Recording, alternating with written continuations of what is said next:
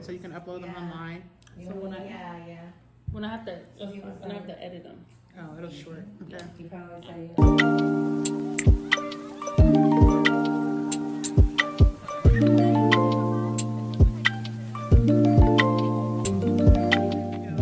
everyone. Hi. What do you want me to talk about? I want you to talk about your experience. Just let it flow. They're sisters. I want you to talk about what Get me encouraged you to started, make. like, get me started with the topic. Okay, so what was the influencing decision that led you to get your surgery? So I have 2 kids. When I had my first child, I was younger and I had a lot more elasticity in my skin.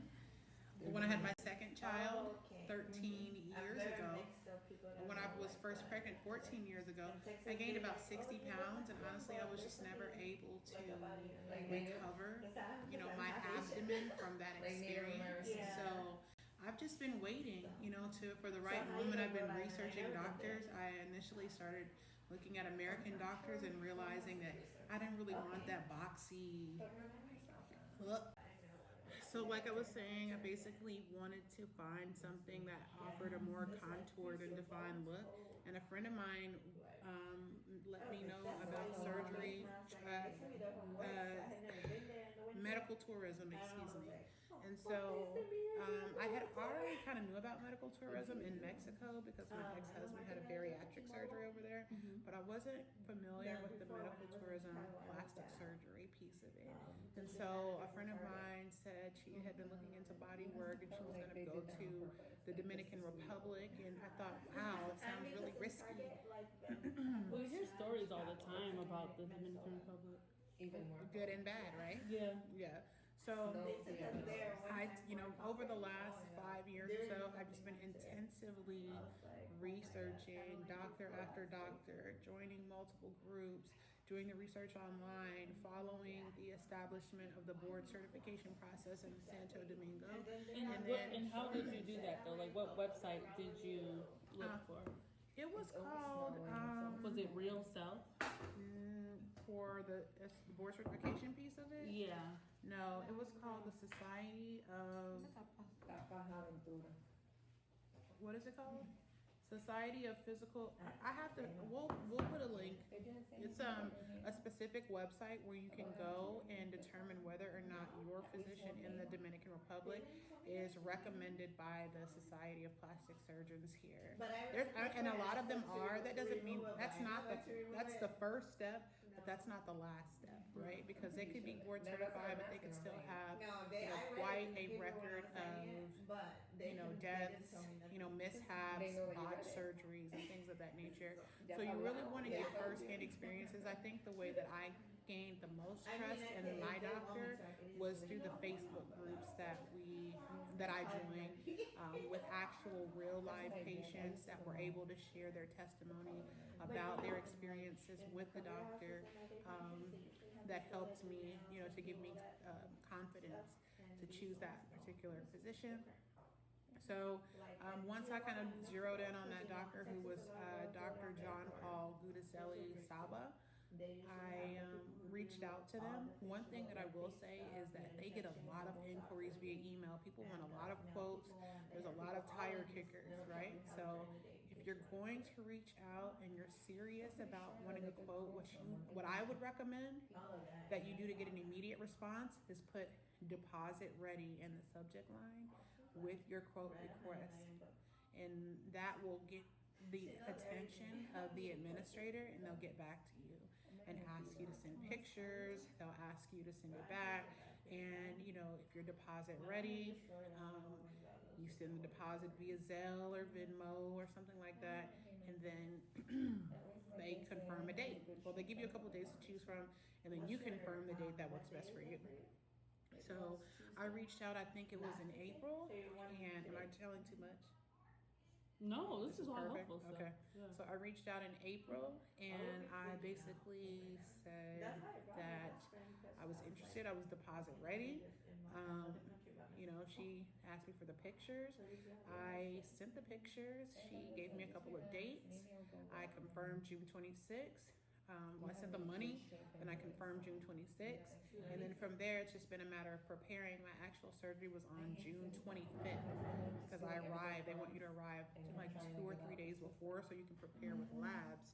So I did that. And when I arrived to do my labs, they actually asked me to bump my surgery date up. So I did it on the 25th instead of the 26th.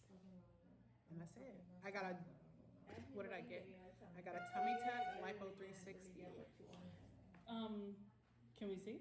No, Oh, we cannot see, guys. not yet. Because I have on a phone. And I'm bent over. So this is what you'll see. You can see this. Yeah, that's what I meant. Oh, Yeah. okay, yeah. So this is my dick. AKA my pump. Oh Let's my just be god. real. It's a blood drain. They want you to stay 13 days. They want you to stay 13 days after your surgery. Nobody wants to do that. So my recommendation is to get as quickly onto your feet as you can. Start to regain strength. Try to get mobile so that you can get cleared earlier and take your ass home. Because that's my plan for myself. Because I don't want to be here. Also, I would recommend a couple of things. Don't forget to order wheelchair service on your way back into the country. When you're getting off the plane, after being on a plane sitting for several hours, you're gonna want some assistance getting off the plane. You don't wanna do any heavy lifting. The only way to do that is to get wheelchair service from your actual flight to the baggage claim, the domestic arrival area. To that, when you request wheelchair service, they'll put it on your entire journey, but you really just want it on the trip back. So make sure you clarify that with them. 3, make sure that you pack adequately. You're gonna have a lot of supplies that they recommend that you buy, but the doctor does give you a list of the things that you'll actually need, and a lot of the things that you buy that you hear from your surgery sisters in the groups are just gonna be waste of money. So really, like, there's a lot of things that I wish I didn't buy, like doggy pads. Like, I haven't used one of my doggy pads yet. What is it even for? I don't know, but I've spent $20 on it. So those kind of expenses add up. I probably spent about $300 on those different supplies that I don't know what I'll do with them now. Doggy pads? Yeah, like, what are the doggy pads for? Samantha, what are the doggy pads even supposed to be for? If you get drainages that don't have the, Do you have that on your bed? yeah, You do? But has it gotten soiled at all? yeah. Oh, it has? Fire drains are open. Oh, okay. Well, I know you had the other layer of protection, so I just wasn't sure. The diapers. Right. Well, I didn't want to say that because it's on a recording. I mean, that's for you to say. I didn't want to say it. If you get the drainage that are not like yours. If you don't but have a they're on drain. that line open. Okay. So then, yeah. I mean, but you have to ask all those questions up front. But a lot of the things that I wish I didn't buy, what I would recommend is a robe. I would recommend tons of tank tops. So lightweight stuff. A lightweight robe, multiple ones if you can. I only bought one, but if I had it to do over again, I would get multiple lightweight robes. This came from Walmart. It was on clearance for $5. I should have got like 4 of these. If I was smart, I would have done that. Then the bras, like sports bras, tank tops, compression socks. And the mistake that I made is I didn't get post-surgical compression socks, which I should have done. I would definitely get a personal safe so you can keep your money in it, even though they have I had a lot of sweatpants, frocks. Like, this is the time if you want to wear muumuus, time. If I had more time, I probably would have plaited my hair down like more permanently, like with some like feed-in braids or something, but I just really didn't have the time. And just basic things. Just play it smart. That's what I would say. That's it. That's all I got. All right, thanks, boo. You're welcome. I'm here with Angelica. and she has diabetes, which a lot of people, I don't hear about this, so she's just gonna tell me a little bit about it, okay? All right, whenever you're ready. So I lived with diabetes for like 4 or 5 years without knowing. Then I got hit by a drunk driver and I went into the emergency room and they did my blood test and I found out basically. So when I decided that I wanted to do the surgery, they told me that it has to be like controlled, right? So I'm talking about 6 months ago, my sugar was like, for people who know about diabetes, it was like 400, 500, 300. Like I wake up and it'd be over 300. Who is your doctor? Judicelli. That's who I'm thinking about going to. Yeah. That's who Kristen. I'm sorry. Her doctor's Judicelli. Yeah. Yeah, I love him. He's great. So when they told me that I had to get it controlled, then I found a specialist in Dallas. And so like now it's still not controlled. It's like between 100 and 200 every day, but that's like super better from like Did 3 and 4. Yeah, and I put myself on this strict diet. Like I eat a lot. Like, I'm a food lover. Like I eat a lot. Like so it's really hard for me to be on the diabetes. And then there was a struggle, right? Because like I'm on a strict diet and I exercise a lot already.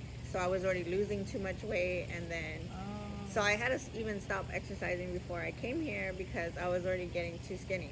So then they wouldn't be able to take out so much fat to transfer it. Okay. So yeah. So now, I mean, I'm here. I'm probably gonna have to pay for that specialist tomorrow after they see my labs. But The specialist? yeah. So if you need a diabetes specialist, it's like an extra $300. But what if it's controlled? If it's controlled and your labs come back good, you don't need it. You don't have to pay for it. Okay. But if it's not, like mine is in control for where I'm at in my journey, but it's not in control for a normal For the person. A1C. Yeah. So The doctor said that if your A1C, the doctor said that if your A1C is not within normal ranges, then you'll need a diabetes specialist at your surgery. So they're just basically waiting for the labs to come back in. And then at the minute they have it is the when they're gonna let you know, hey, your A1C looks like this or that, so you're good, or no, you're gonna need some extra help. well, thank you, ladies, for that. Anything else you want to tell me, just let me know. Okay. All right. Thank you.